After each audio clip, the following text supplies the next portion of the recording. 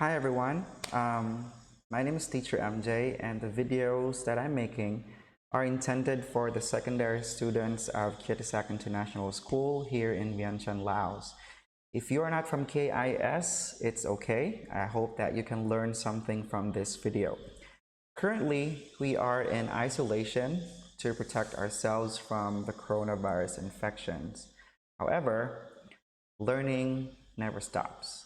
So before we start this video, I'd like to make sure that you have the following things with you. You have your course book, your notebook, and a pen. You can watch this video in many places, but I prefer you find a comfortable place and I suggest you wear your headphones. You can pause the video to take down notes and repeat if you need so. If you have any questions, you write them down and don't hesitate to send them to me in WhatsApp so I can address your questions. So if you are ready, I am ready too. So it's time to study geography with Teacher MJ.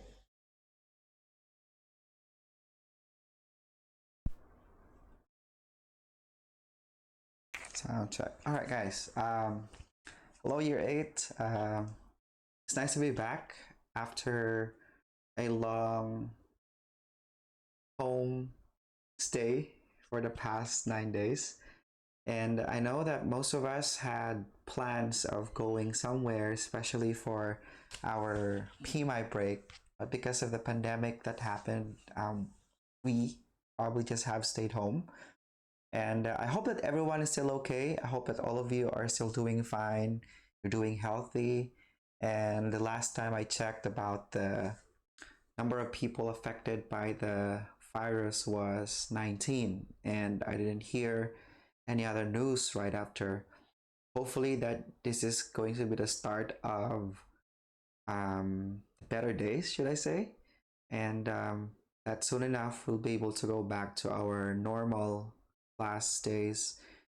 And we are now in the next, or the second to the last lesson for this semester, which is Unit 5 of our Book 3.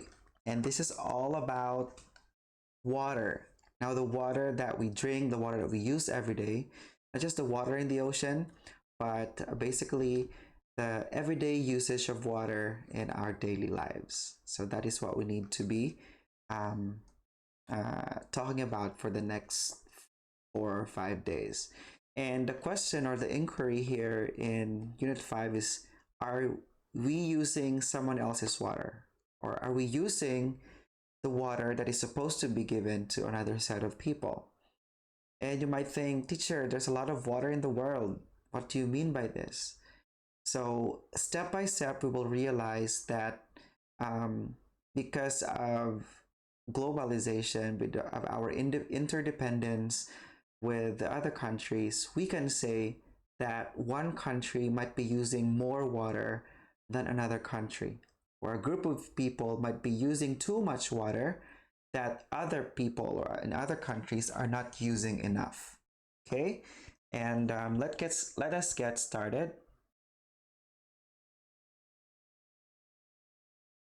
All right, so here are a few key terms that we need to understand. You don't need to write this down. You have this already on the vocabulary words that you have written in your notebooks from last week. I will be just discussing the important things that we are going to discuss for now, okay? So we have physical water scarcity, economic water scarcity, we have sanitation, desertification, and consumption. Okay, I'm going to start with sanitation.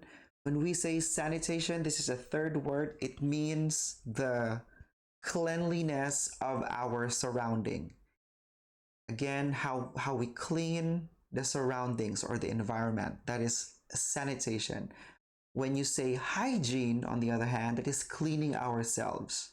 Okay, both ways, hygiene and sanitation would require water, right? That's why this is one of the key terms, sanitation. Desertification, I will not be talking more about that because that is basically our last lesson about. And then we have consumption. Now take note of this. When we say consumption, it means the using or the usage or the way you use something. Say for example, water consumption. Use that means using water. You say food consumption, that means you are using or eating food. Okay, so anything that you would connect to the word consumption, it means you are getting or you are taking advantage of it. Okay, and then we have more to go. We have more key terms, but I will be discussing physical and water scarcity as we go along. Okay, now let's start with scarcity. Okay, can you say the word scarcity again? Scarcity. Okay, scarcity is a general word. It means that you can connect the word scarcity to many different words, but it means that it has limited supply, or there is a shortage, or there is not enough supply of something. Okay, scarcity is the limited supply or the shortage of something. Now, if you connect the word scarcity to water, it means there is a shortage or limited supply of water. Okay? Water scarcity again is a shortage or limited supply of water. And we have two types of water scarcity. We have physical and economic. Okay? In your notebooks, when you go back to what you have written last week on your vocabulary, you will see what's the difference between the two of them. Can you look into it? What do you think is the difference?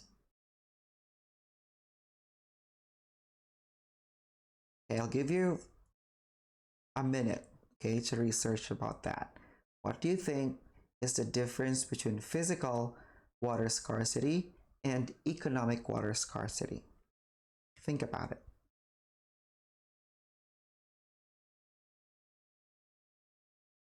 What's the difference between the two?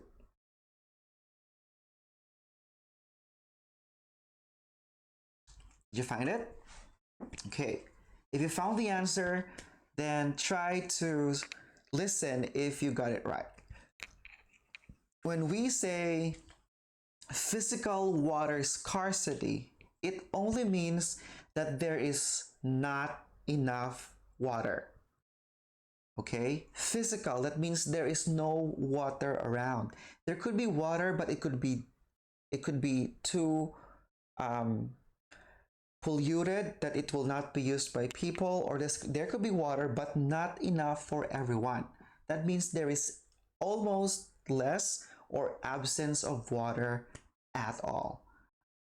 While economic water scarcity is that there is water, but it's not being delivered or given to people because there is a lack of infrastructure and delivery to the people. Okay? It's like this. You have a house, okay? And then you have a water tank. Okay. So your house need water. There is water, but you don't have the tubes to connect the water in your house. That is economic water scarcity. There is a source of water like a river, an ocean, or a dam. However, the government does not have enough connections, pipelines, and infrastructures to send this water to the people and the community. Both ways, it is scarcity because it does not give water to the people in need. The supply will not be enough to be sent to the people. Again, physical water scarcity, there is no physical or there is an absence of water around, there is no source. But economic water scarcity, on the other hand, there is a source of water, but there is a lack of delivery. There is a lack of connection of the source of water to the people in the community.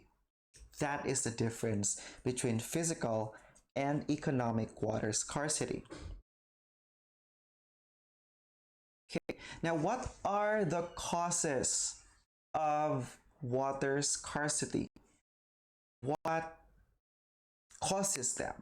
Okay, now there are a lot of causes or reasons why water will not be enough, but here in our book we have three main reasons.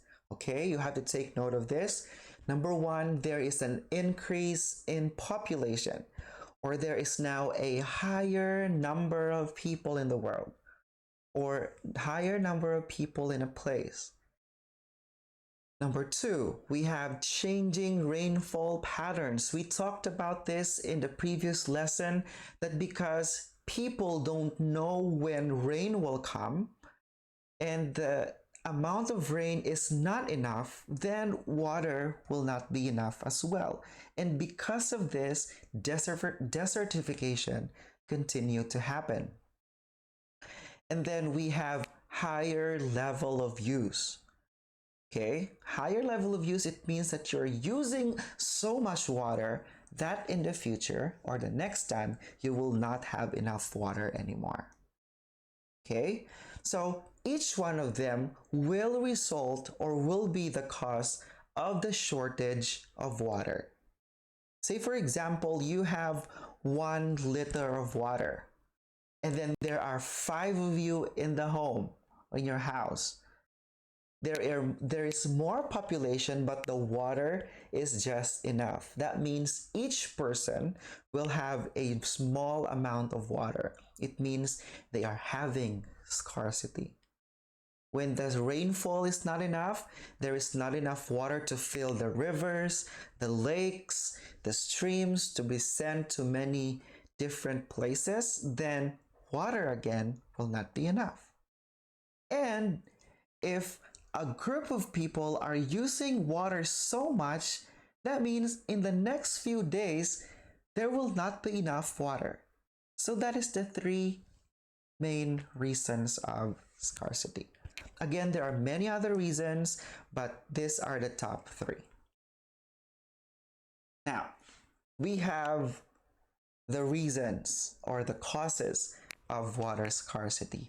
Now, this is the effects or what happens when there is water scarcity. Okay? Again, effects or what happens when there is water scarcity. Number one, there will be problems with food supply. How is that possible? Because we're just talking about water. Why do food suffer? Why is it that food is going to have some effects? Remember that there are a lot of processes in creating food that requires water. Try to go to the market right now, and when you buy the food, what do you do with the water? Or what do you do with the food? The first thing you have to do is to wash them. And what do you need to wash them? Alcohol or sanitizer? Of course not. You need water. So when creating your spam, when creating a lot of food products that you buy, it requires water for it to be cleansed, to mix the food, or to process everything. So when there is no water, the effects would be the supply of food and the production of food will be greatly affected. Now, when the food supply is low and a lot of people wants food, what happens to the price of the food? It becomes more expensive. So that could become a problem in the future. Next one, sanitation. Now again, sanitation, as I mentioned in the start of this video, means to clean the environment. What do you do when your car gets a lot of mud? What do you do with your shirt after school? What do you do when you buy your food again, you would wash them. Okay, we would, if you step on a poop possibly, or you have your dogs with you, you clean them with water, you take a shower, you you brush. That means you are making or you're sanitizing the environment. So when there is no um, water to clean environment, it means there will be more rubbish, there will be more um, garbage, there will be a lot of dirty things, and it might cause you to have some um, diseases. Like right now, if you don't wash your hands, you will have virus or anything. So that is another effect. Now, one effect that we have discussed again in our previous lesson is desertification. I will not go into details. Again, it's because of the lack of water, deserts or land that once are healthy will become a desert. And the last one is damage to our ecosystem. Now, ecosystem again is a whole system of people, animals, and living things interacting with each other. And if you start with the plants not having enough water, the plants will die, and then the consumers or the insects will die, and then the next animals who eats the insects will die because of the lack of food. So the food chain will be destroyed, and the whole ecosystem will suffer. That includes us because we are part of that ecosystem. We are prime predators. We eat both plants and animals. So when these plants and animals are gone, then we won't have anything to eat and we might also not survive. So again, we have the causes of the reasons of water scarcity, and then we have the effects of water scarcity. Okay, so that is a bird's eye view. That is an introduction to what we are going to learn further into this chapter. I also sent you an activity about yesterday about how much water you use.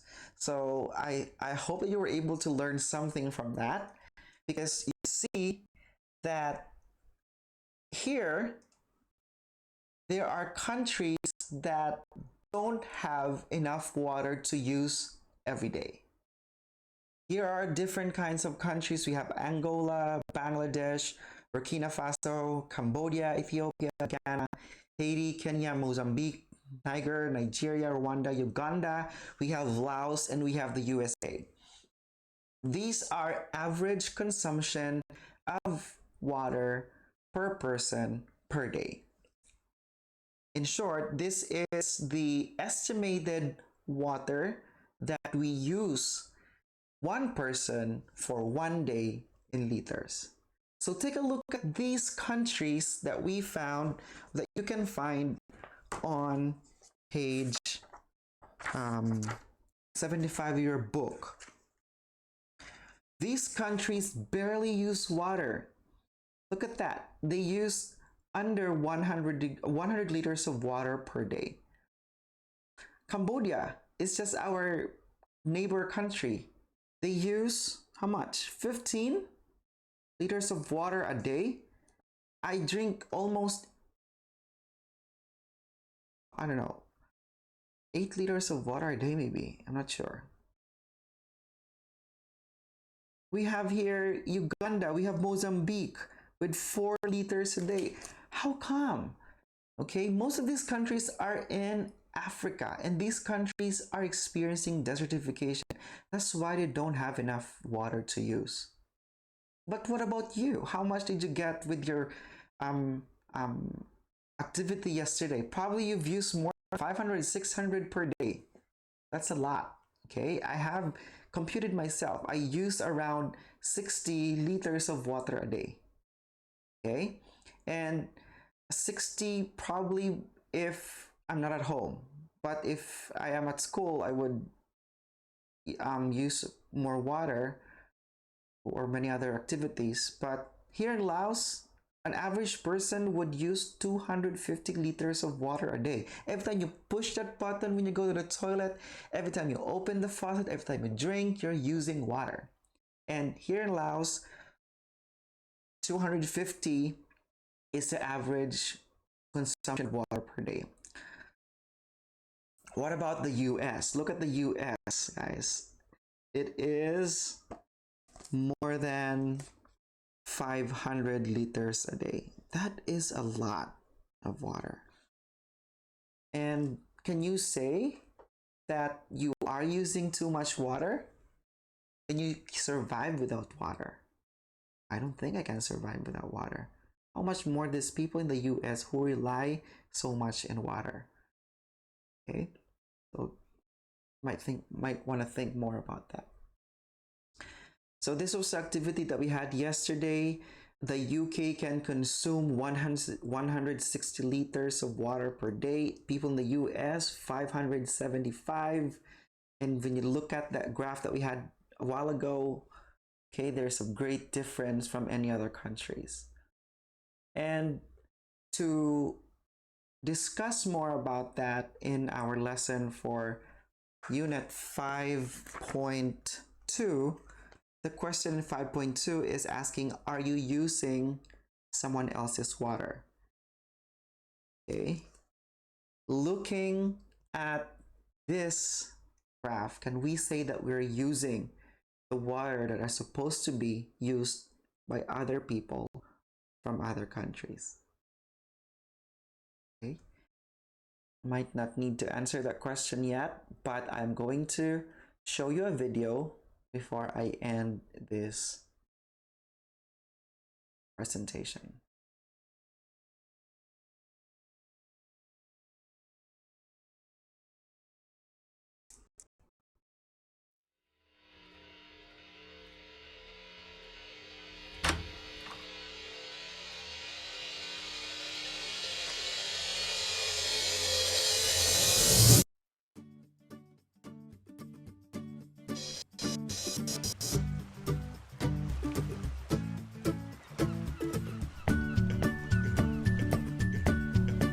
We all need water. But only 2.5% of the water that exists on Earth is fresh water. That's not very much. Knowing where fresh water is and how we manage it can help us provide a solution to one of our most pressing problems, making sure there is enough water to sustain all living things on the planet. So, where is this water, and how much is there of it? About 70% is in the form of ice, 30% is groundwater, and lastly only 1.2% is surface water, namely rivers, lakes, ground moisture, permafrost and water present in the atmosphere.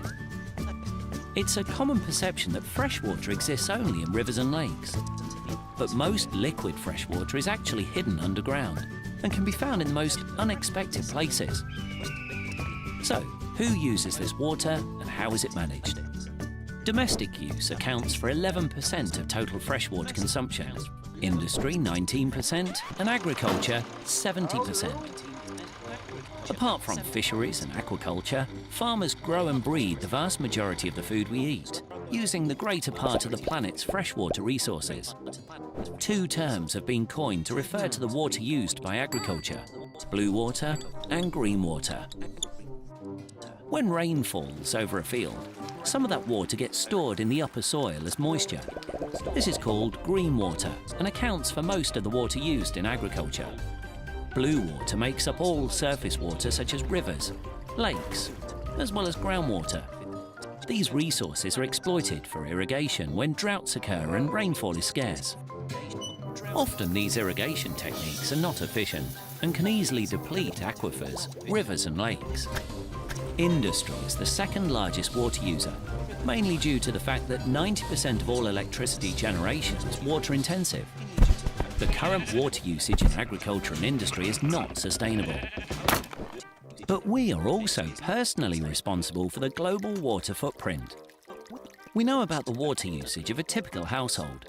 In developed countries, each person uses up to 300 litres of water every day. Washing the dishes, 30 litres of water per day. taking a shower, up to 80 litres of water per day. Flushing a toilet, 65 litres per day. Doing the laundry, up to 100 litres per load. But we consume far more water than we might realise. In fact, we each consume as much as 5,000 litres of water every day. About 90% of our water consumption is invisible to us. This is what we call virtual water. Water is essential for the production of just about everything, from goods to electricity to manufactured products, but mostly for the food we eat. Meet Daisy. Daisy needs 8,500 kilograms of wheat, corn, grain and roughage to reach maturity over a period of 3 years. It takes 3,060,000 litres of water to grow her food. We also need to take into account the 24,000 litres of water she drinks during these 3 years, not to mention the 7,000 litres used to service the farmhouse, transportation, and for the process of slaughter. In total, we then need almost 3.1 million litres of water to produce 200 kilos of boneless beef. That is more than 5,000 litres for a modest 300-gram steak. Obviously, not everyone on the planet consumes the same amounts of fresh water each day. In fact, people living in developed countries are a privileged minority. Think that 3 billion people still lack access to safe drinking water. That's almost half the Earth's population. It would make a queue of people long enough to stretch to the moon and back again. All of us, and people in developed countries in particular, must be aware how our water consumption affects the planet and all living things in it. In the era of technology and information, ignorance about our water footprint is unacceptable.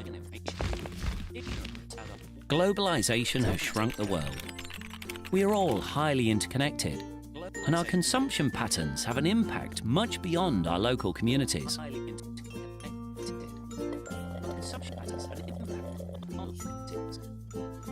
Live sustainably. Act responsibly. Let's not lose sight of the bigger picture. Let's not lose.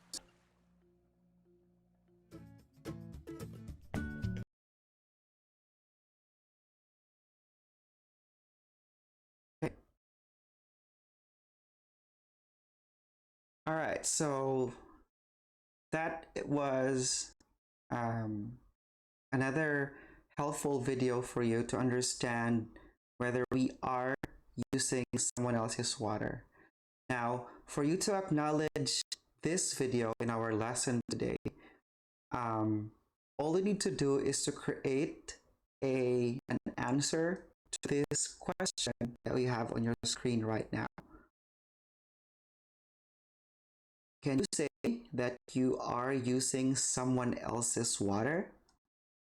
In short, do you think that every time you use water,